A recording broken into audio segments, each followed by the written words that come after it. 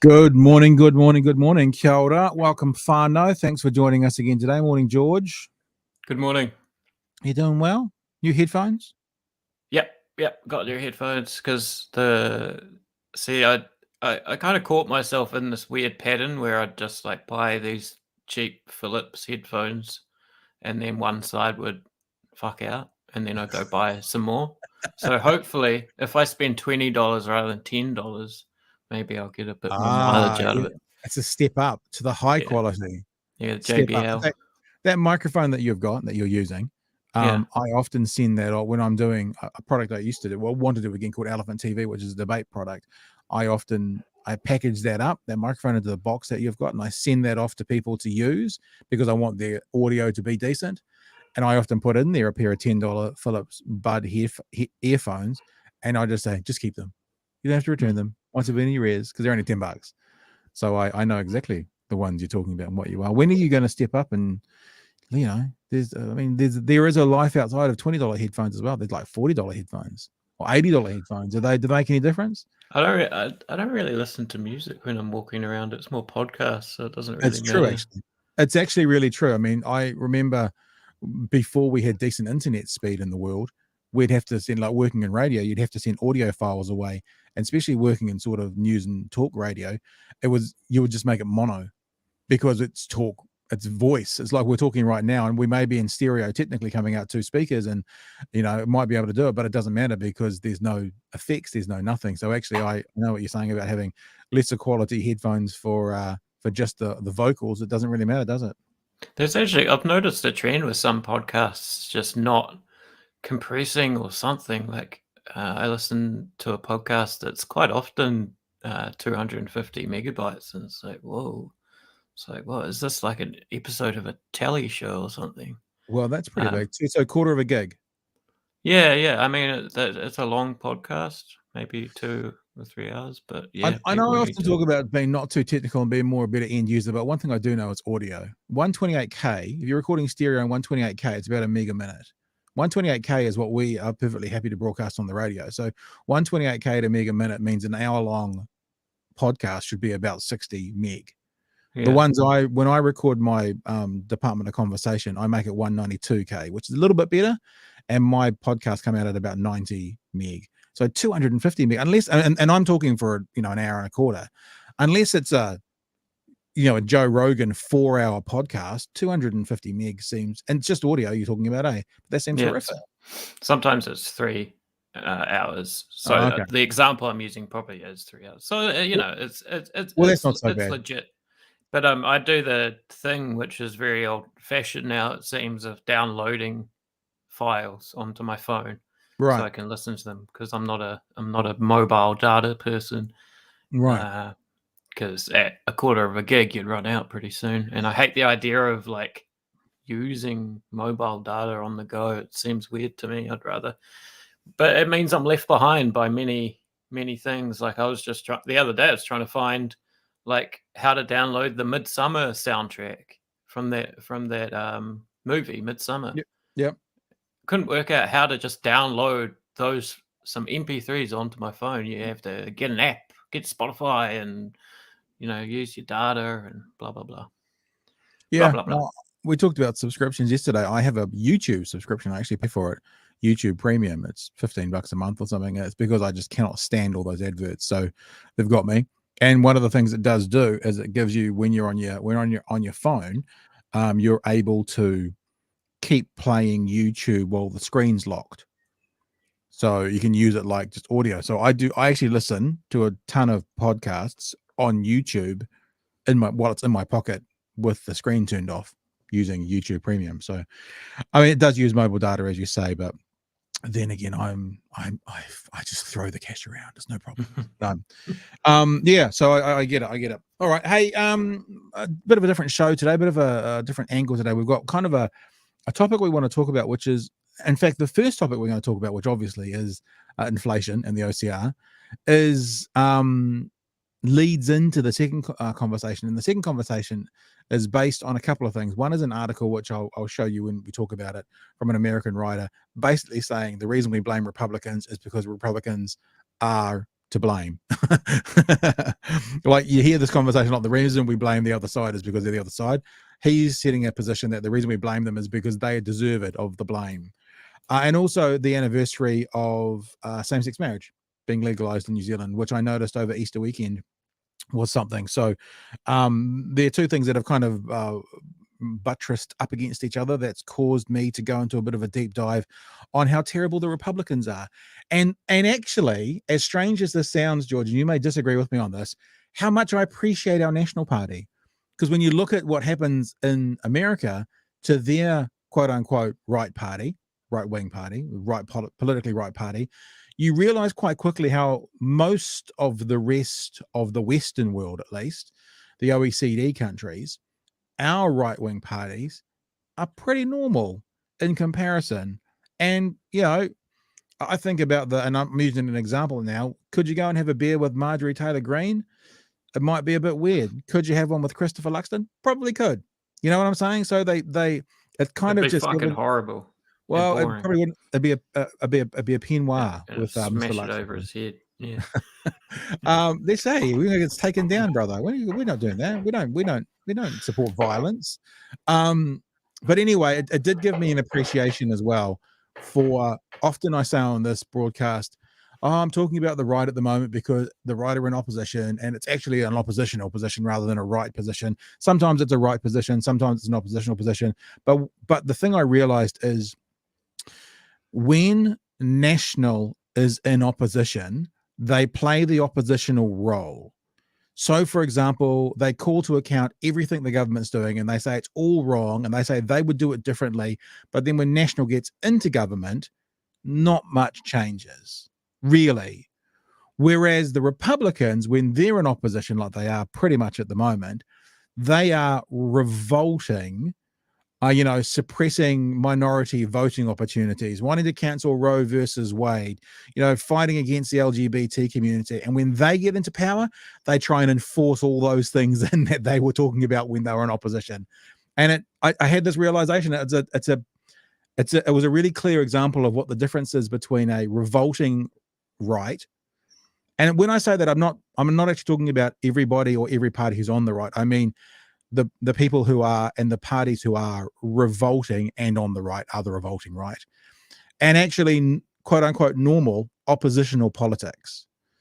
And that's sort of what we're going to go to, and that's what we're going to talk about a bit today in the second part of the show. It's a Friday. We sometimes talk something in a bit more detail on a Friday, so we're going to do it. So let's rip into it, shall we? And that part of the conversation is going to be the second part we have, and it's really because we really do want to address and acknowledge the news that came out yesterday about inflation in New Zealand, and the conversation, how terrible it is and how bad it is. Look, I actually would challenge that. It's not that I would challenge it. It's bad. 6.9% is bad.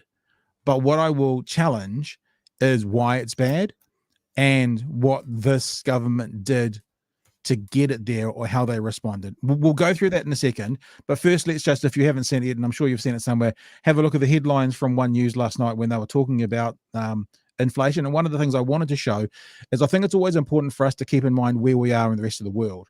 Because yes, 6.9% is bad, but where is it compared to other like-minded countries? Where is it compared to how they're going through it? Are we doing better or worse than what's happening in the OECD at the moment? We've been telling you for a while now how we're paying more for things. Now, official confirmation the cost of living has skyrocketed.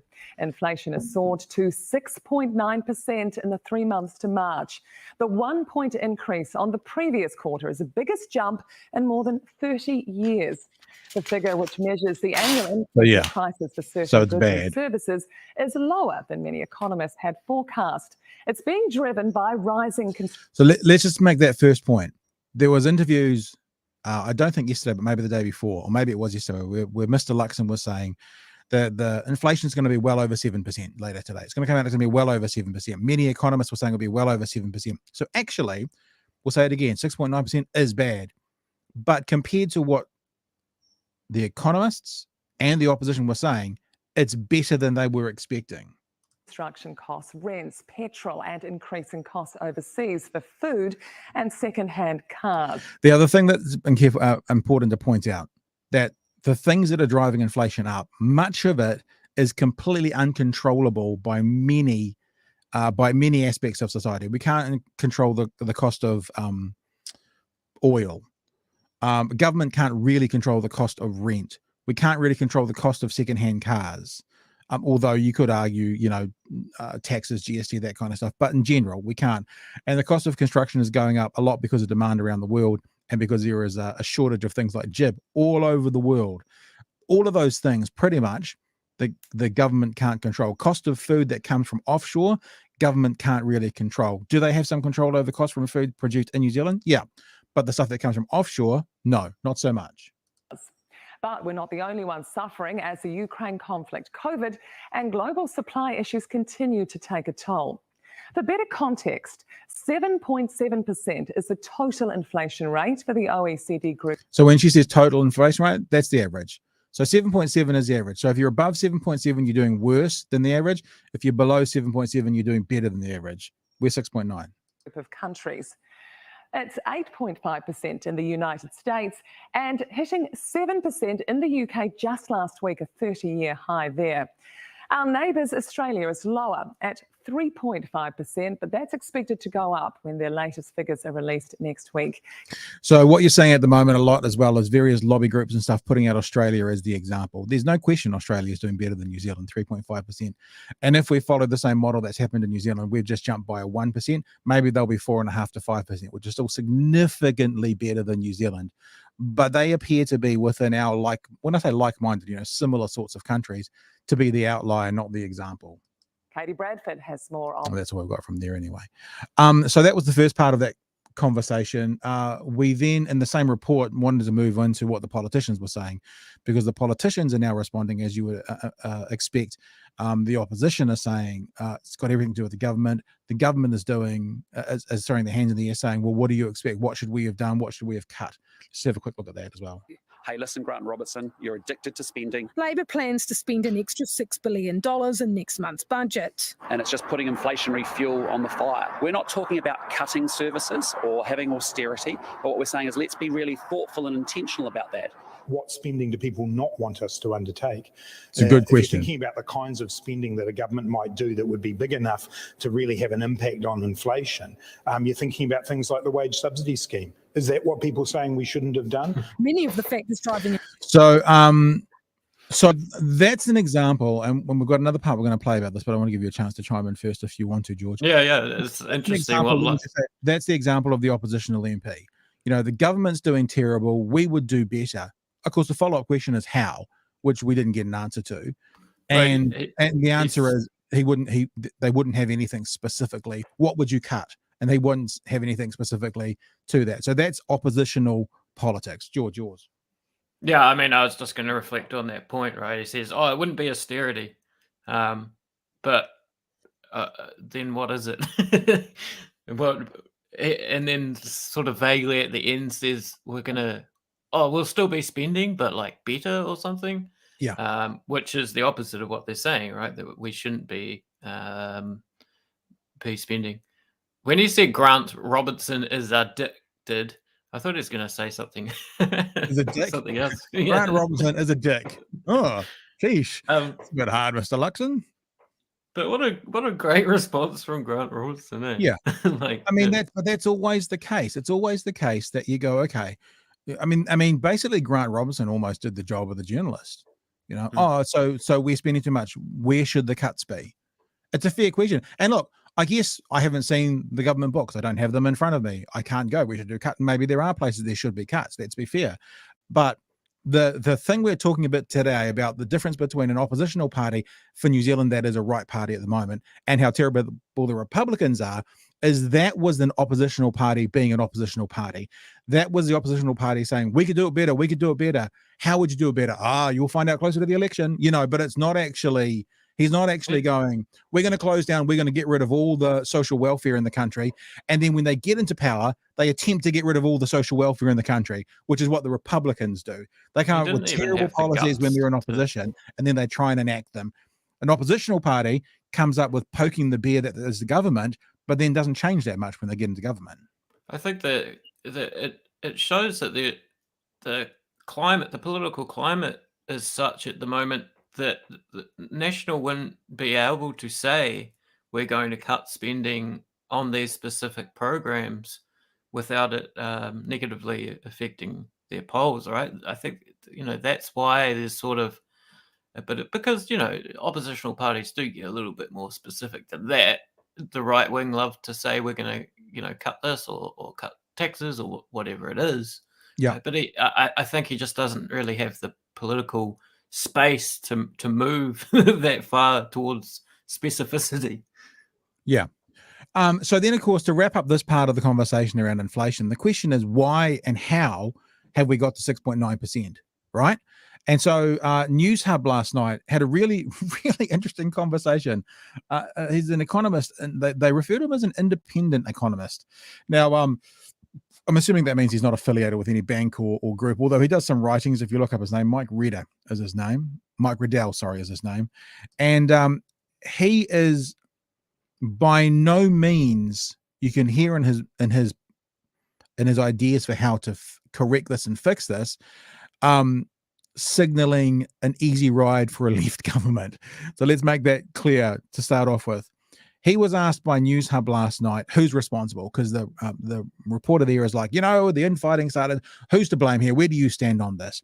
And we're going to play all this pretty much all the way through, because I've said it before, and many of you will roll your eyes when I say it again, but I believe in leading a horse to water.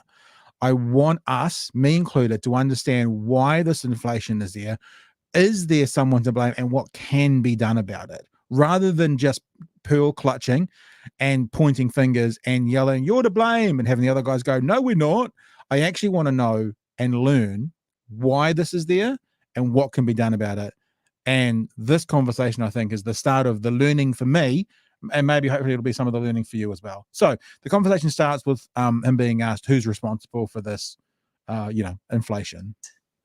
Oh, pretty clearly the ultimate responsibility rests with the Reserve Bank. They're given an inflation target by the government. They're given independent powers to adjust monetary policy, and poor inflation outcomes, particularly trend inflation, the persistent bits of it, are only the Reserve Bank's responsibility. Whatever the government does in terms of increasing spending or cutting taxes, there are all sorts of things the Reserve Bank has to take into account when it makes its interest rate decisions. And it's quite clear that they and a lot of other people badly misforecast where things were going a year or so ago and had policy in the wrong place. And then when they finally realised that they needed to be raising interest rates in the middle of last year, they were pretty slow to adjust. The responsibility rests with them. Now, they can't control oil prices, short-term fluctuations there. But what they'll be focusing on, and what they should be focusing on, is that when they strip out those one-off influences and see that core inflation is now running well above the bank's 1 to 3% target. So what exactly did... So the first thing is, we'll just keep going, because one of the things he says or is about to say, I don't want to, that's why we'll just keep going, is that the Reserve Bank thought the economy would be worse than it is. In other words, this government has done better with the economy than what the Reserve Bank was predicting. So therefore, the Reserve Bank put in place some policies that don't suit what the reality of the economy is right now. That's hopefully I haven't just cut him off and he's about to say this, but that's what he has started to say, and probably what he will continue to say. Did they get wrong then? Which things did they under or overestimate? Oh, here we go. Ultimately, they underestimated the extent to which the economy was going to recover strongly. If you look back at their forecasts in February last year, they expected that unemployment would stick around 5% right through this period. In fact, it's been 3.2%. Now, 3.2% is an unemployment rate that this economy simply can't sustain without having rising inflation. Pretty much all economists think that unemployment probably needs to be between 4 and 4.5% to be consistent with stable inflation. And so having misjudged that, they then misjudged where monetary policy needed to be, where the OCR needed to be, for example. And it wasn't until October last year that they started raising rates. Now, when you raise the OCR, it takes the best part of 9 to 12 months to really start having much effect on inflation.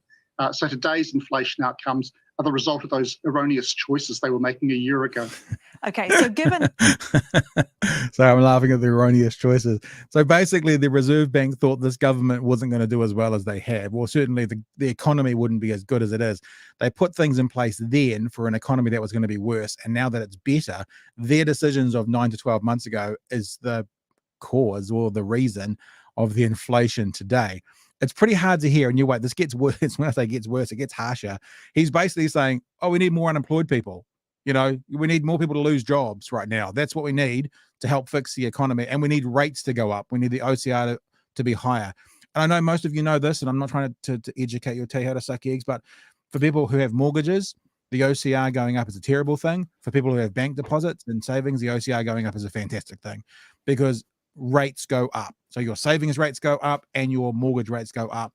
I read something the other day that something like 40% of first home buyers, if you purchase in the last 12 months, if the mortgage rates hit 6%, which they probably will, are going to be financially in pretty hard times, potentially having to pay thousands of dollars more per month for their mortgages when they get their new rates after they come off their sort of 2-year rates. So he's saying the OCR should have started to go up earlier. It didn't. And we won't see the changes in the OCR now for 9 to 12 months. The changes in the inflation in the economy. I'm going to keep going, George. Does anyone want to jump in on before that? No, you're good. We'll keep going. that, where do you see it going from here? Because they have now raised interest rates. So are things going to turn around? They will need to raise them quite a bit further. And I think the governor more or less indicated that in the interview that he did with the IMF the other day. The OCR adjusted for inflation is now lower than it was 2 years ago. It needs to be higher than it was to get inflation down again. We've got a substantially overheated domestic economy. That's that unemployment rate. And we need to see things slowing down. On their own, they won't slow down. And so interest rates need to be raised quite a bit further to engender a slowdown in the economy and probably a rise in the unemployment rate. Okay, that's going to scare a lot of people, more unemployment and higher interest rates. Just very quickly here, what should the politicians be doing here? What should Grant Robertson be doing in his budget? There's not a lot that it makes sense for the politicians to be doing in the budget. I mean, the way in which conventional policy has been seen over the last few decades is you want fiscal policy to focus on the things that we elect politicians for, you know, the right tax policy, the right spending policies. You don't want them chopping and changing every few months. Monetary policy, by contrast, can be changed really easily. And we've put that at arm's length from politicians and said to the Reserve Bank, it's your job to keep things in check. Now, the sooner the Reserve Bank gets on and raises interest rates, the less disruptive it's likely to be. The biggest risk is that they continue to adjust only quite slowly. Inflation rises further from here, and then we need a recession to get things down. Okay. It's all a little bit grim. I love it. It's like this evening, Michael. It's this big, huge, like ungodly, divine thing that we have no power over. I mean, maybe the technocrats at the Reserve Bank, but the politicians, that they can't really do anything. It's helpless. I feel helpless. I think this is the thing. And look, I don't understand all of this because I don't understand why interest rates going up significantly and quickly is going to be helpful to the economy, because all I can think about is people trying to pay their mortgages or people who are trying to rent, who now have to rent off people whose mortgages have just gone up. I don't understand how that all helps, and I don't understand it, which is when I say at the start of this piece, I want to learn, and I want to learn together. I want us to what is it? I've forgotten my own saying. Take a horse to water. I want to go to the water, and this is I guess at least me starting to drink as well. But let's just be clear what he said. He said the Reserve Bank is pretty much the only group that can affect inflation. He said they read the economy wrong, and he said that the Reserve Bank expected the economy to be doing worse, and so they set the wrong things in place. He said they're now playing catch up. My words, not his, because they're perhaps 9 to 12 months behind. And he said, really, for this to he also said in the budget, there's nothing the government can really do. And he said, for this to actually work its way out, we need to have more unemployed people. We need to have highest interest rate and, perhaps a recession. And so when you think about it like that, at least when I think about it like that, I'm like, with all the politics now, we're talking about oppositional politics, kind of jawing at each other. Maybe that is the definition of politicking. Maybe that is the definition of, point scoring. And maybe that is why an oppositional party can't go, well, this is what we'd do. They actually know only the Reserve Bank has the power to actually make a change, and they've dropped the ball. Yeah, I guess they can still vaguely point to inflation and cost of living and that sort of thing and pin that on the current government. But you're right in terms of, well, just as they said, the monetary policy is with the Reserve Bank, and there's not much more, which, and we should make it clear, contradicts Luxon's talking point that somehow Labor's spending is increasing inflation, right? Yeah. Now, Yeah. part of my learning, and I'll hand on heart, is if he's an outlier to all the other economists, I want to know that. It's one that I saw last night whilst watching News Hub, and I thought, oh, that's interesting, and I wanted to talk about it. My job now and my design now is to go through and find out, is he speaking with one voice? Are all the economists saying this? And if all the economists are saying a similar thing, and all the people who have the knowledge are saying a similar thing, then actually that's the knowledge I need to be able to know the truth about inflation and what's happening and how it can be affected, as opposed to perhaps hearing a talking point or a bullet point from a political party trying to score points against their opposition. So that's what I'll be doing over the next wee while. And this won't be this is not like a one-off, we've done our talk now on inflation. Next week, we'll talk about Will Smith again. It's like, this will be an ongoing learning for me, and hopefully we'll come along together. So to There's speak. going to be an election as well, but yeah, so I guess it's going to come up a lot. I guess it's speaking theoretically that, on paper, that's what happens. That's how you bring down inflation, is unemployment and a recession. Yay. Sounds so depressing. Just before we move on, those that want a higher interest rate, a higher interest rate, got it. A higher unemployment are those supporting big business that can survive in that environment. Higher unemployment reduces demand for wage growth to decrease cost.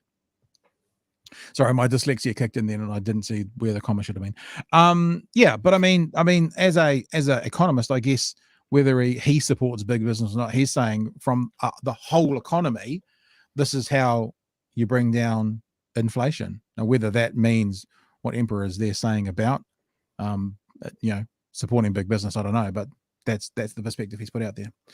Right now, that conversation about oppositional politics, and like I said right at the start, if you're just joining us now, we're talking a bit about oppositional politics, and we're talking particularly about the Republicans and how terrible the Republicans are.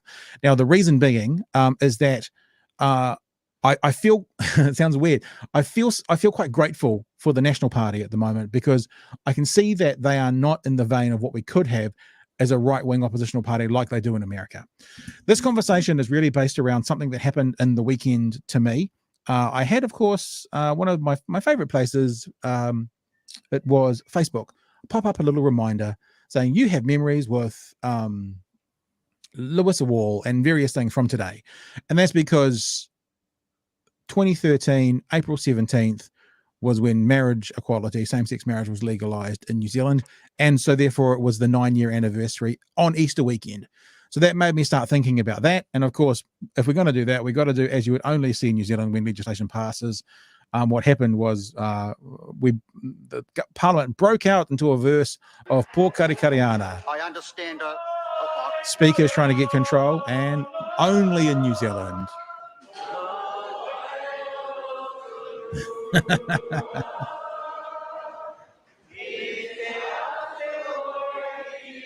I hope they passed around the songbook beforehand. Oh, everyone knows the song. I don't know. It's been a while since I was at school.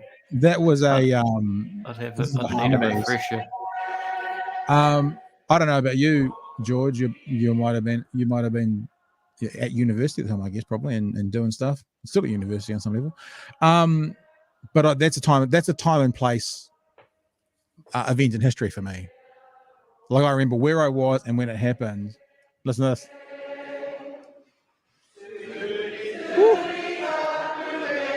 So for me, the passing, I remember exactly where I was. I remember watching it. I remember what happened.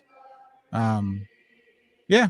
And that was what started the conversation for me that we're about to go into about right-wing politics and Republican politics in particular, and the difference between what we call the right in New Zealand, i.e. national, and what's happening in America at the moment. So this is an article that was written over the weekend by Leonard Pitts Jr., Miami Herald, I think it is. Yep, I contacted Leonard and asked him if he wanted to come on, and he was too busy. And he has written an article entitled, "Why Do I Blame the Republican Party? Because the Republican Party is to blame." Now, a couple of quotes out of this. Let me read them out to you. Pardon me for looking over here, but this is my other screen. He says in this article, well, there's a reason for Republicans get the blame for destroying any sense of common American narrative. It's because, pay close attention here, they deserve the blame for destroying any sense of common American narrative. Later on in the article, he goes on to say, political scientists Thomas E. Mann and Norman J. Ornstein once observed that, quote, the Republican Party has become an insurgent outlier, ideologically extreme, contemptuous of the inherent social and economic policy regime, scornful of compromise, unpersuaded by conventional understanding of facts, evidence, and science, and dismissive of the legitimacy of its political opposition. They wrote that in a 2012 book called It's Even Worse Than It Looks. 10 years later, says Leonard Pitts, it's even worse. So that's the article, and that's the premise that he set up. And that started me down a bit of a rabbit hole of how terrible is this party? Are they really that bad? And what are they all about? Before we keep going, George, is there anything you want to add to any of that? No, not at the moment. So this includes their political party, but it also includes for me the American echo chamber in America. So I wanted to give you some examples of what's been going on and what does go on for some like me, and perhaps for someone like George. He can speak for himself. I ingest this stuff on a regular basis. Like if I showed you my feed right now of YouTube, it would be CNN, Fox News, probably about a half dozen independent contributors from America. It would just be American politics everywhere. Most normal people, there's probably you, don't do that. So what I wanted to do, and we did it a bit yesterday when we talked about libs of TikTok and what's going on there, is show you some of the things that are happening both in the echo chamber of the right in America, but also in the political discourse of the right in America. So here's an example we'll start with. There's a guy called Charlie Kirk. Charlie Kirk is one of these guys who's set up as a political commentator. He works, I don't know if he works for Turning Point USA, but there's a group called Turning Point USA that's kind of goes into universities and talks about, the Republican talking points and debates people. He's the leader of Turning Point. Oh, he is. Okay, look, I'm sorry about that. I should have given him due credit. That's my bad. He wants to set up an example to you, to me, to the people listening, as to why the transgender lobby is so bad. And this is him exposing the truth of the transgender lobby. So we'll have a play and have a listen to what this is. The transgender movement actually matters even more than biomedical fascism, and they actually are together because... So let me just point out, when he talks about biomedical fascism, he's talking about things like Dr. Fauci wanting people to get vaccinated. That's actually literally what he's talking about, or wear masks. That, to Charlie Kirk, is biomedical fascism. The transgender movement is an introductory phase to get you to strip yourself of your humanity to mesh with machines. It's called transhumanism. They want you to say, okay, well, I can choose any gender. Why can't I just have like an exoskeleton of some sort of machine around me? This is what Meta is about, the metaverse, kids staring at screens all day long. This is documented, this is proven, this is where Silicon Valley is going. This is why they're so insistent on this transgender thing, because if you stop being a man, then maybe you could stop being a human being. Maybe you can kind of just plug into some sort of machine. This is where their control, their profit motive is coming down the stream. There's a ton of literature about this. I'm far from the first person to comment on it, but I'm just kind of connecting the dots for all of you that might like, what is the agenda here? Well, the agenda is kind of like Ready Player One meets Inception. where you kind of just hook up to a machine all day long and you're controlled by 5 companies that control your thoughts and your feelings. And the real world actually ends up being the not real world, where everyone just kind of wears goggles all day long. That's the deeper significance of the transgender movement that no one wants to talk about. So the position that he's selling, as you heard very clearly, just to restate it, is the transgender community is an introduction and a entry level way to turn people into robots. These are some of the things he said. He said that the reason it's there is to strip yourself of humanity to mesh with machines. He says, why can't I have some kind of exoskeleton, some sort of machine around me? Sounds pretty cool. And he says, this is documented, this is proven, this is where Silicon Valley is going. I speaking of the documented and proven, there are groups that have written about transhumanism, and we will get to some of those as we go along, just to kind of show, because when someone says this is documented, this is proven, yeah, okay, transhumanism has been talked about, but does that therefore mean it's what he claims, which is the agenda? The agenda meaning this is what this group is now setting up to try and achieve of the transgender community to go there. So I can see you're going to jump in, George, but before you do, let's just actually have a look at exactly what Charlie Kirk said. So these are his words, right? And it's word for word, and I'll explain why there's words in red shortly. What is the agenda here? The agenda is Ready Player One meets Inception. Sounds pretty cool. Where you can't, Ready Player One's one of my favorite movies, where you kind of just hook up to a machine all day long and you're controlled by 5 companies that control your thoughts and your feelings, and the real world ends up not being the real world. Charlie Kirk. I know you want to jump in on this, George, so feel free. Yeah, it's of interest to me because, I mean, things like transhumanism and stuff like that are what I look at sort of theoretically and academically. And I mean, he's butchering it all to sell basically his base transphobia or just general kind of conservatism, right? Against progressivism and that sort of thing.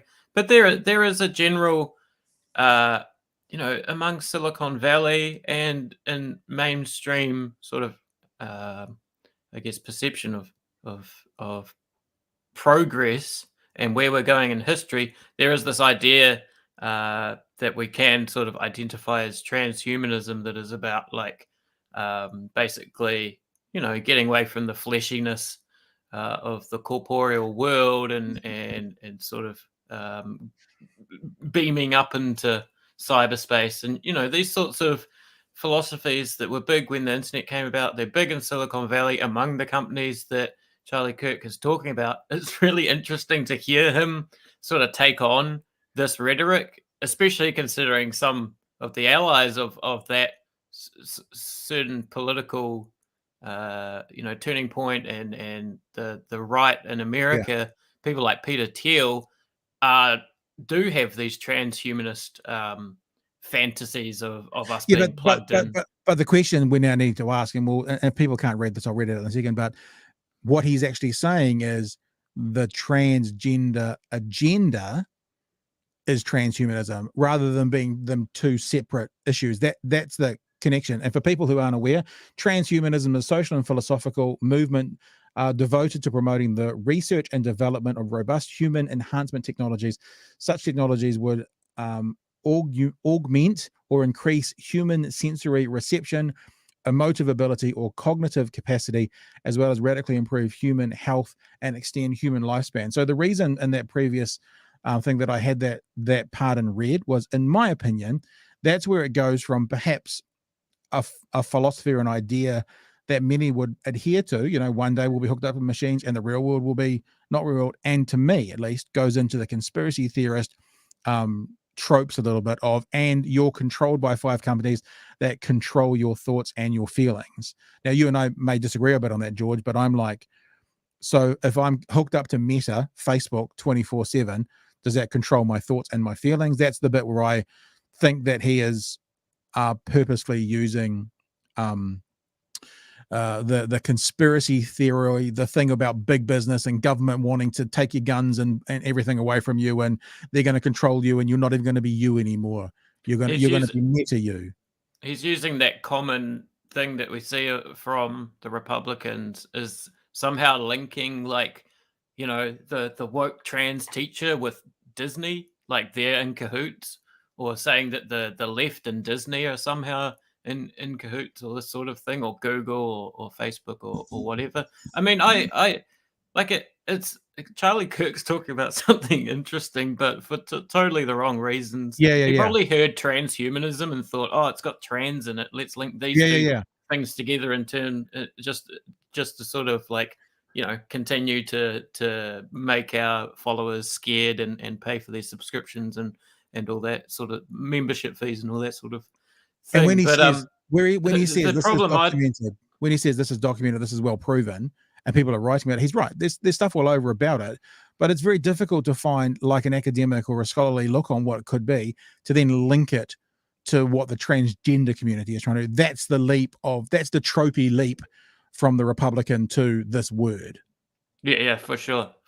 I mean, yeah, so the principle he's taking is a sort of strong humanist sort of point of view, right? That if we're trans, then that means other things go out the window, and that's the link he's making, which is a sort of weak link. I like with the sorry, I keep getting distracted away from the transgender stuff because I'm more interested in well, it's an interesting. stuff. Maybe we should look at it. I'd love to look at the transhuman thing, but yeah, I think the point that we're trying to make is talking about how terrible the Republicans are, which is the setup of the article for this conversation, is them saying they've got an agenda and it's to turn you into a robot. That's basically what he's saying, and that's the bullshit part.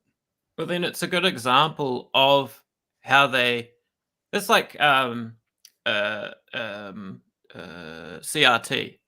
Critical race theory, right? They like grab these things, not actually out of thin air, but out of, very esoteric corners of academia, and then blow them out of proportion. It's a classic tactic of their sort of moral panic campaigns. And yeah, maybe we can talk another time about how the fact that 5 companies probably do control our thoughts and feelings. I want to keep moving because we've actually got quite a bit more to talk about here. I also wonder as well. Now, this is Max Blumenthal. He's arguably a left-wing commentator, but he's working with Jimmy Dore at the moment, and Jimmy Dore has gone off the rails, especially around issues to do with COVID and vaccines and that kind of stuff, according to many. I do wonder about the transhumanism, and I do wonder about these talking points that are being said around the right at the moment when you hear kind of comments like this. Now, if you can see the quality of this imagery is not very good, I have to say thank you, even though I haven't asked them, to our friends at the Majority Report, Sam's group, because this is actually off their feed. And I think someone's had to video a screen because I think this has been scrubbed off the internet. So Max Blumenthal is talking to Jimmy Dore, and they're talking about COVID, right? And just think about that idea about the right-wing talking points about being turned into robots and stuff when you hear things like this from Max Blumenthal. When you got COVID, didn't it feel digital? I don't know what you mean by that. It feels digital. It just doesn't feel like anything else when you have COVID. To me, it felt like I got Omicron, and it felt like I didn't get Delta or the first one, so I got the most. So this is Jimmy mild version so far. backpedaling I massively. even have the last version of Omicron, and it was like I had the sniffles. It was like nothing. I wouldn't even mention it to people if we weren't in the middle of a pandemic, and I know I had COVID because I got tested. So I wouldn't even have mentioned it. So to me, it didn't feel anything except like the mildest flu I ever had. So I'm going to pause it there because then it goes back to the guys from the Majority Report. So when I saw that, I just started to think about this idea of transhumanism, the right-wing talking points. Many are saying that Jimmy's being influenced or funded by the right at the moment, and we get that kind of thing coming out. It's that's some Alex Jones shit right there. Yeah, that's some Alex Jones shit right there. Exactly right. We continue on because we're talking about the right-wing echo chamber. We're talking about the right in America, and based on the article, that basically the Republicans are terrible, and they're worthy of criticism because they're worthy of criticism, and how it's different from much of the Western countries in the world. So I want to give you now. There's some examples of kind of the echo chamber of commentators, and you could go on. You've mentioned Alex Jones. We could do Stephen Crowder. We could do Dave Rubin. With all these people that would have these talking points. Maybe not that COVID was digital, because even Jimmy started to kind of backtrack on that. And yeah, I'm not sure what was going on there. Yeah, no. But that's the mis and disinformation that's in that arena as well. We now want to go on to have a look at some of the actually what happens within political chambers. Let me tell you about this conversation to start with. Some of you may have seen this out there. There is a Missouri rep called Ian MacKay. Now, Ian is openly gay, and he has some remarks that he is making based on comments that another a representative, Chuck Basie, I think is his name, he's a Republican, has been making about LGBT issues. Now, Chuck Basie told a story, and you kind of get the gist of it in this clip I'm about to play, but told a story in the House about his brother and how his brother was scared to come and talk to him, to tell him something, because his brother was gay. And his own brother, this Republican politician's own brother, didn't want to acknowledge to his brother, who's a Republican politician, that he was gay because of the rhetoric that this Republican and the Republican group has about the gay community, about the LGBT community. So this response you're about to hear is not the Republican politician. It's a Democrat politician called Ian MacKay, who is gay, responding to the rhetoric he's been hearing from the Republican politician and about how terrible it is, basically. We'll bring the screen back up. So let's have a listen to this. So I wanted to show you some of the discourse within the political sphere as well. Do you remember your remarks on the floor last year when you brought this up? You'd have to give me a specific. I mean, I made a lot of remarks last year. So I recall a story you told about your brother. Okay. And I remember you said that your brother called, or that your mother called you, I believe, to tell you that your brother had some news that he was afraid to tell you. Okay. And your brother wanted to tell you that he was gay, didn't he? He was expressing that to the family, and he thought that that we would hold that against him and not let my children be around him. Why do you think he thought that?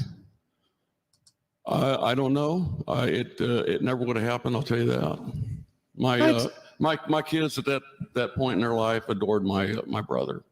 Can I tell you, if I were your brother, I would have been afraid to tell you too. Well, I would have been afraid to tell you too because of stuff like this. Because this is what you're focused on. This is the legislation you want to put forward. This is what consumes your time. I would have been afraid to tell you too. I was afraid of people like you growing up, and I grew up in Hickory County, Missouri. I grew up in a school district that would vote tomorrow to put this in place. And for 18 years, I walked around with nice people like you who took me to ball games, who told me how smart I was, and he went to the ballot and voted for crap like this. And I couldn't wait to get out. I couldn't wait to move to a part of our state that would reject this stuff in a minute. I couldn't wait. And thank God I made it. Thank God I made it out. And I think every day of the kids who are still there, who haven't made it out, who haven't escaped from this kind of bigotry. Gentlemen, I'm not afraid of you anymore because you're gonna lose. You may win this today, but you're going to lose. So there's the conversation that was being had on the floor, because I did want to actually show people what's happening in the Houses of Parliament as well. So a pretty impassioned plea, a pretty impassioned sentiment. Now, agree or disagree with what he said. We don't know all the background. What I wanted to show you was, I think it's the politician Chuck Basie, what his response to that impassioned plea was. This is off his Facebook page, and I'll read them to you because they're a bit small if you can't see them. He says this, Representative Ian MacKay is a loudmouth crybaby. He was campaigning on the floor of the Missouri House of Representatives. He is worried about his re-election, and his rhetoric during the debate was absolutely nothing to do with the amendment I offered to the House 2140. During the 3-hour debate, the radical Democrats attacked my character and made many slanderous accusations. I was called a Nazi, misogynist, a supporter of sexual abuse, sexual assault and abuse, and I was aligned with North Korea, Russia, and Iran. It didn't faze me at all. I went home afterwards, enjoyed a delicious glass of Maker's 46 bourbon, then laid down and slept like a baby. That was the 16th of April. A couple of days later, he posted this picture here with the words, "This is me worrying about all the snowflakes that think Ian MacKay is relevant."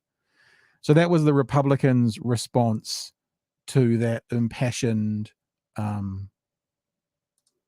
plea, words, position that was made by the Democrat. I've got more to go on with, unless you want to jump in there at all, George. I've got stuff to say. Another example. What do you want to do? You keep going. All right, man. So let's keep going. The next thing is another Republican politician, and I know people are going to. Some people may well say, "Well, it's just a couple of examples. It's just a couple of examples. It's not that big a deal, really." I think this is a fairly good representation of what's going on. I mean, if you have a look at, for example, at the State of the Union speech with Marjorie Taylor Greene yelling at the president when he was talking about his dead son, or the difference is the Republicans are a different animal. They're not just an oppositional MP. Oppositional party, like an oppositional party is, actively against much of the things that the people in power are. There's a different level of disgustingness to them. So this is a fundraising letter that was sent out by this senator, Lana Thies. So she sent this fundraising letter out. I'm not going to read the whole thing. I mean, it's been up there for a while. You can read it for yourself. But what I do want to read is how she references her opposition, her opposing Democrat senator, right? So you just think about this. You think about, I was going to say, I live in Dunedin. Both local MPs here are from Labor. But if you live in a part of the country where you have a boundary between an elected Democrat and Republican, a Labor MP and a National MP, right? So imagine that they live within the same city, or within the same area, and they might be in an event together, right? That's what we're talking about here. Imagine if and I'm going to say national because this is the right of politics, said this about your local Labor MP in a fundraising letter, right? Lana says, talking of the Democrats, these are the people we are up against. Progressive social media trolls like Senator Mallory McMorrow, D-Snowflake, Democrat-Snowflake, who are outraged they can't teach, can't groom, and sexualize kindergartners, or that 8-year-olds are responsible for slavery. So she's accusing her of being a groomer, which is a little bit about what we talked about yesterday. She's accusing her of being a pedophile, but in that, a supporter of pedophilia. And if you're not clear 100% on what a groomer is, this is the definition of what a groomer is, according to the Rape, Abuse, and Incest National Network. Defines grooming as manipulative behavior used by those who sexually abuse children to gain access to a potential victim, coerce them to agree to the abuse, and reduce the risk of being caught. So being called a groomer, that's what they're calling you. Someone who's trying to sexually abuse children to gain access to a potential victim, coerce them to agree to the abuse, and reduce the risk of being caught. That's what the Republicans, as one of their talking points, are currently doing to the opposing party to them, right? This is a Republican tactic that they're working at the moment, which is why I'll come back to the point that this conversation is about. The Republicans are terrible. I'm going to keep saying the Republicans because I don't want to say the right, because this conversation makes me feel quite grateful for National and our right opposition at the moment. But the Republicans are terrible. So the Senator Mallory McMorrow, who was accused of being a groomer, responded, and this is her response. Thank you, Mr. President. I didn't expect to wake up yesterday to the news that the senator from the 22nd district had overnight accused me by name of grooming and sexualizing children in an email fundraising for herself. So I sat on it for a while wondering why me. And then I realized, because I am the biggest threat to your hollow, hateful scheme. Because you can't claim that you are targeting marginalized kids in the name of, quote, parental rights if another parent is standing up to say no. So then what? Then you dehumanize and marginalize me. You say that I'm one of them. You say she's a groomer. She supports pedophilia. She wants children to believe that they were responsible for slavery and to feel bad about themselves because they're white. Well, here's a little bit of background about who I really am.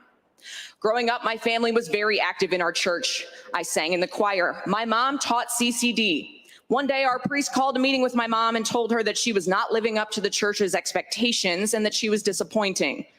My mom asked why. Among other reasons, she was told it was because she was divorced and because the priest didn't see her at Mass every Sunday. So where was my mom on Sundays? She was at the soup kitchen with me. My mom taught me at a very young age that Christianity and faith was about being part of a community, about recognizing our privilege and blessings and doing what we can to be of service to others, especially people who are marginalized, targeted, and who had less, often unfairly. I learned that service was far more important than performative nonsense like being seen in the same pew every Sunday or writing Christian in your Twitter bio and using that as a shield to target and marginalize already marginalized people. I also stand on the shoulders of people like Father Ted Hesburgh, the longtime president of the University of Notre Dame, who was active in the civil rights movement, who recognized his power and privilege as a white man, a faith leader, and the head of an influential and well-respected institution, and who saw Black people in this country being targeted and discriminated against and beaten, and reached out to lock arms with Dr. Martin Luther King Jr. when he was alive, when it was unpopular and risky, and marching alongside them to say, "We've got you," to offer protection and service and allyship to try to right the wrongs and fix injustice in the world. So who am I? I am a straight, white, Christian, married, suburban mom who knows that the very notion that learning about slavery or redlining or systemic racism somehow means that children are being taught to feel bad or hate themselves because they are white is absolute nonsense. No child alive today is responsible for slavery. No one in this room is responsible for slavery. But each and every single one of us bears responsibility for writing the next chapter of history. Each and every single one of us decides what happens next and how we respond to history and the world around us. We are not responsible for the past. We also cannot change the past. We can't pretend that it didn't happen or deny people their very right to exist. I am a straight, white, Christian, married, suburban mom. I want my daughter to know that she is loved, supported, and seen for whoever she becomes. I want her to be curious, empathetic, and kind. People who are different are not the reason that our roads are in bad shape after decades of disinvestment, or that healthcare costs are too high, or that teachers are leaving the profession.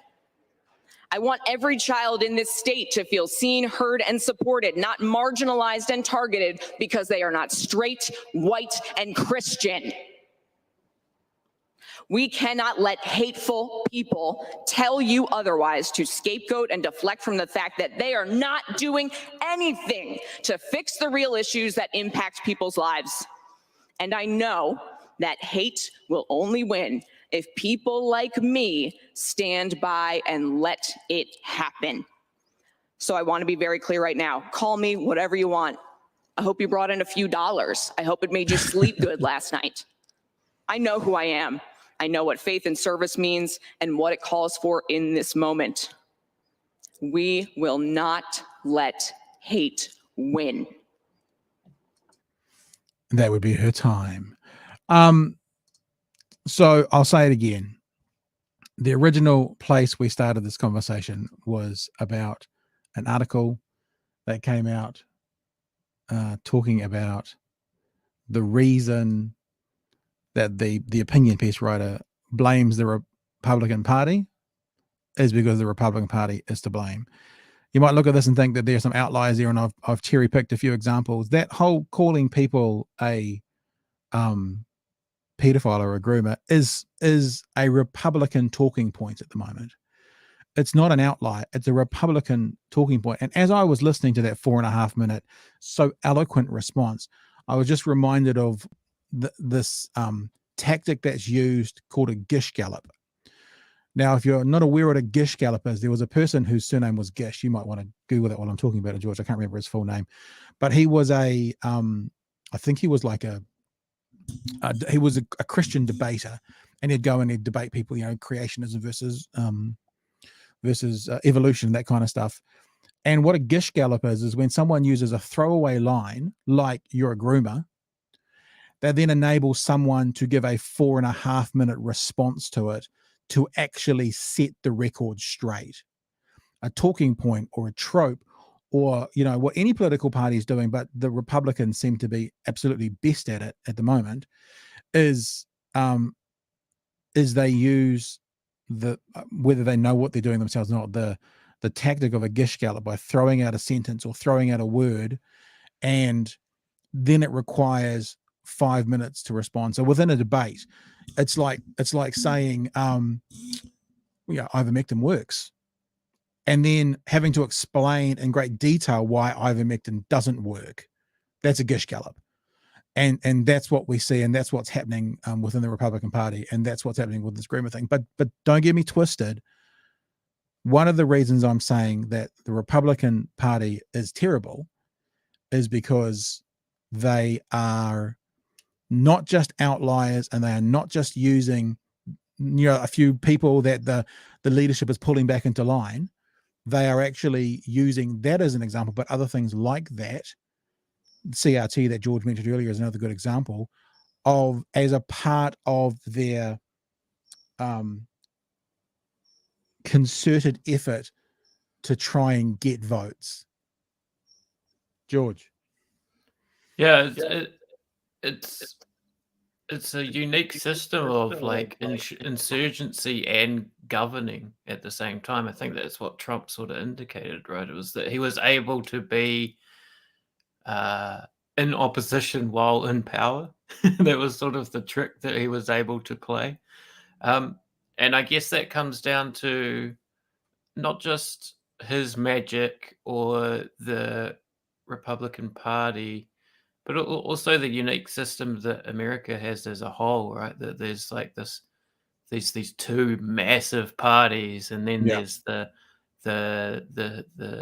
state branches of the parties, and then you got the state level legislative, or the importance of the judicial branch on the federal level, and then on the state level. Like, it's so messy, and I think that sort of diffuse system helps the Republican Party be able to be insurgent and governing party at the same time. I think they're much more organized and united than the Democrats. I think Trump, he always made these perfect like one-liners, like, the Republicans like winning and the Democrats like losing. Like, I believe I believe that. Right? So much winning. You think there's going to be so much winning underneath? So much winning.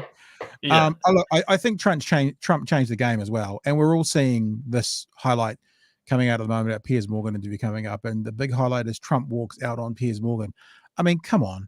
I mean, first of all, I would say to people, just chill.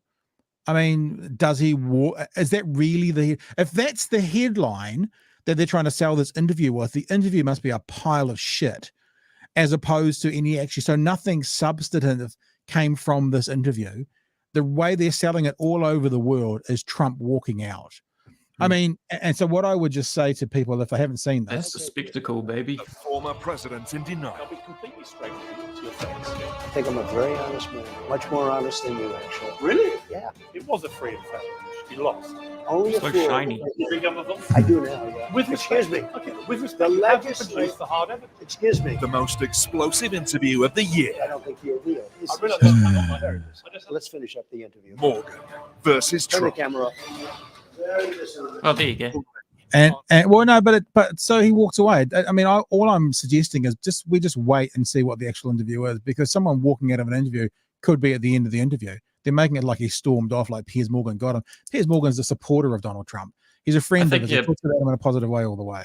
Yeah. Other point spot on, right? Is that becomes the headline. That's the politics as spectacle, right? It's just someone to be walking honest, out of an interview. If you've got someone in a situation where you can actually nail them down because of terrible things they've done, and they walk out of the interview, that's a bad thing. You want to go, I won because he walked out because it was too tough. It's like, I want you to stay there and answer the tough questions. Exactly. So that's the reason they're selling this. It's a failure of an interview. It might get some headlines and people might laugh at it. And I'm seeing, to be honest with you, the left at the moment all over the American YouTuber sphere, showing this thing and going like, haha, Trump walked out. I'm like, well, so Trump walked away from hard questions. Why is that a good thing? I think, yeah, the Frost Nixon interview wouldn't have been the sort of historic thing it was if it was just Nixon walking out within a few minutes. I guess that the thing that is interesting though is that it's like Piers Morgan and Trump having a little breakup when they were when they were allies. That's kind of funny. Like, and Trump does love those like petty, bitchy sort of moments, doesn't he? I would say we should go check out on Twitter to see what Trump's written about, but no, he hasn't written about anything because he's not on Twitter. Oh, it's sad. Not unleashed until Elon gets control of it. Yeah, well, God knows. Well, look, there's my case. I've set my case before the court of public inquiry that the Republicans are terrible. It's also my case to go, no matter how much I agree or disagree with a political party in New Zealand, it kind of makes me think we're compared to that, we're boring, but we're a healthier version. I mean, with respect, you do hear the tropes coming out from people like David Seymour, and we've experienced that in the show, but it's still nothing like the American situation. And like I say again, don't see these clips and go, Pat's cherry picked. No, Pat's picked up on some things that are almost written into the tactic for the Republican and what they're going to try and do. If they disagree with you, you're a pedophile. I mean, I often have talked about, and I've said it on this show, what is your metric? What is your metric to think that person X wants to, shall I bring that quote up again? I don't need to, but wants to be associated with or commit pedophilia? And the metric is they disagree with me. So like, but the Republicans will keep doing that. And then what they'll do, there's every good chance that they'll get power of at least one of the houses in November, is that they will then bounce off the back of that because now they've sold that to their supporters. So if they don't follow it through, someone more extreme will come up behind them in the House and say, person X said they'd do all these things, they didn't do it, I will put me in. And so they're actually almost, it's hoisted by your own petard on, like a perfect example of that saying, that they get hoisted by their own petard. For people who don't know, that's an old saying. It means that people are blown up by their own explosion. That's actually what it means.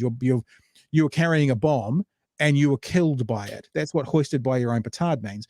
So in other words, you've set up this thing now where your voters are expecting you to put all these criminal pedophile Democrats in jail. And if you don't, then you'll be booted out, and the more radical Republican will be coming up behind you, who's 33 and gets their photos done with firearms, and talks about the evils of socialism and the pedophile and the pizza basement, and then they'll get put in. And it's a really dangerous point in America at the moment, because full circle, the Republicans are terrible. They're terrible. They're dangerous. And it's certainly, I really get sick when I hear about, they're the shining light on the hill, America, the most democratic country. No, they're not. It's so not true. It's so wrong. And that's my case. Feel free to disagree with me. I'd like to hear you. I'd like to hear your counterpoints. And I know there are some criticisms of the left, and you can labor them at them, but show me some examples of where the left are, accusing the right with no evidence of being criminals of the worst kind. Well, we can definitely talk about how terrible the Democrats are, but maybe the left, saying the left when it comes to American politics is a bit loaded, right? You know what I think, though? I think that the left in America is terrible policy-wise. I mean, Bernie wasn't. No, but then he's an independent. Technically, he's not a Democrat. I mean, that's what I mean. That's what I mean. Distinguishing between the left and the Democrats. But I mean, look, what's going to happen is I'm going to say I can't think of anyone, and someone will Twitter me 3 examples. But being accused of being a pedophile, there's not much worse that can happen than that. Whereas, what are the left accuse the right of being? Maybe homophobes or bigots. They're not criminal. They can't even agree on that. Yeah, but you know what I'm saying? It's like any accusation from the left to the right doesn't seem to be of that. Because what happens when you get accused of being a homophobe? It's like, well, so my opinions don't align with yours. What happens when you get accused of being a pedophile is nutters with guns come after you to save the children. That's the difference. Yeah. So yeah, I guess when it comes to the violence of the culture war and the identity politics that the parties deploy, yeah, the Republican example is a lot more vicious. Whereas if we look at the sort of centrist, liberal sort of status quo of the Democratic Party, the sort of staleness, and also the fact that they start wars just as much as Republicans, then Of course. maybe, yeah, we can see them as evil. But yeah, in this sort of cultural war, like identity politics, calling people pedos and then turning up at their house and shooting them, it has a much more GOP flavor to it. and I'll say it again, put your case before me. Tell me I'm wrong. Tell me how I'm wrong. Tell me where I'm wrong. It's my statement. The Republicans are terrible. And I'm going to keep saying Republicans because I'm not going to lay the same blame at the National Party in New Zealand. They're on the right. Republicans on the right. It's about the Republican Party. It's not necessarily about the right of politics. All right. I think I'm done. We're not here on Monday. It's Anzac Day, George. You know it was Anzac Day on Monday? Yeah, we're going to celebrate the troops. Troops. Maybe on Tuesday we can talk about Anzac Day. Yeah, I think we probably should. I think we should probably talk about it as well as, I know for a while down in, Albany Street and down there in central Dunedin, right by Rob Roy, the best ice cream parlor in New Zealand. I was just thinking about that memorial, yeah.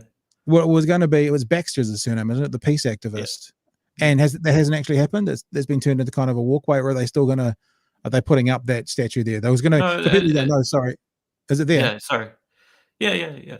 Okay, so there's been a peace activist or as a conscientious objector, and one of the world must be World War I, I guess, who was put up, and there was a bit of hubbub about that because how dare you celebrate a peace activist on Anzac Day and stuff, and I'm like, well, hang on, that's a perfect time to be celebrating peace. Actually, that's actually when that's the perfect time to acknowledge and celebrate those people who did say no to going and killing people on the other side of the world for whatever reason. To be a I mean, I love just having. I've had this debate with so many people in talkback as well as like, how can you justify Hiroshima? I mean, tens of thousands. I don't know if it's hundreds of thousands, but thousands and thousands of innocent people killed with one fell swoop. It's one of the worst war crimes the world has ever seen, but it's committed by the guys in the white hats. So everyone thinks it was, oh, thank goodness it brought the end of the war. It's like, no, it was a horrific war crime and no one was held accountable for it. So yeah, I can't remember if it was, I can't remember what general it was in Japan during the fire bombings that killed, more than 10 or 20 times more than the nuclear bombs, said that, if we lost the war, we would have been tried as war criminals. Yeah, and rightfully so. But this is the hypocrisy of war. I mean, I think the last two soldiers, foreign soldiers that were put to death by Americans, guess what they were put to death for after World War II? I think it were Japanese soldiers. They were put to death for waterboarding American soldiers. And then when 9/11 happened, waterboarding became enhanced interrogation. So it's all horrible. It's all hypocrisy. But then again, I guess the flip side of the conversation is when Russia walks into Ukraine, there needs to be some kind of physical resistance, doesn't there? So then how do you do that? So it is not, I'm not saying it's an easy conversation. I'm just saying it's a real conversation to be had, especially. And it's not, and I don't think it's a conversation to actually go, there are no winners in war, even if one side ends up surrendering. Not going to turn up to the dawn service and start having this conversation. No. Maybe, all right, George. Maybe at morning tea. All right, George. Thank you, sir. No problem. Appreciate your input today. Thanks for watching, guys. Remember, #ShareOurShit. You can follow us on Twitter. If you follow me on Twitter, then when I send out clips, I always tag George in. So if you want to find his Twitter, you can do that as well. There I am on. Actually, I'm also on TikTok as well now, at Pat Britton, and on Twitter and Instagram and TikTok. Because for some reason they put me in a different name and I managed to get my name. So if you want to follow me on those three socials, you're more than welcome. Other than that, I guess we'll catch you Tuesday morning. I mean, we won't do Monday. No, Monday's day off. We'll have a day off. Have a sleep in on Monday. And everybody else, we'll see you on Tuesday morning at 11. It's been great to be with you. I've appreciated your time today. As I've said, my case is set out there that Republicans are terrible. Feel free to put yours out there if you agree or disagree. Happy to take your thoughts, and the way you can contact me is there you go. Twitter and Instagram is a really good way to do it. All right, team. Thanks for joining us. Have yourself a great weekend, a safe weekend. If it's a long weekend for you, it's a long weekend here in New Zealand. Be safe on the roads, and we'll see you Tuesday morning, 11 a.m. New Zealand time for the next edition.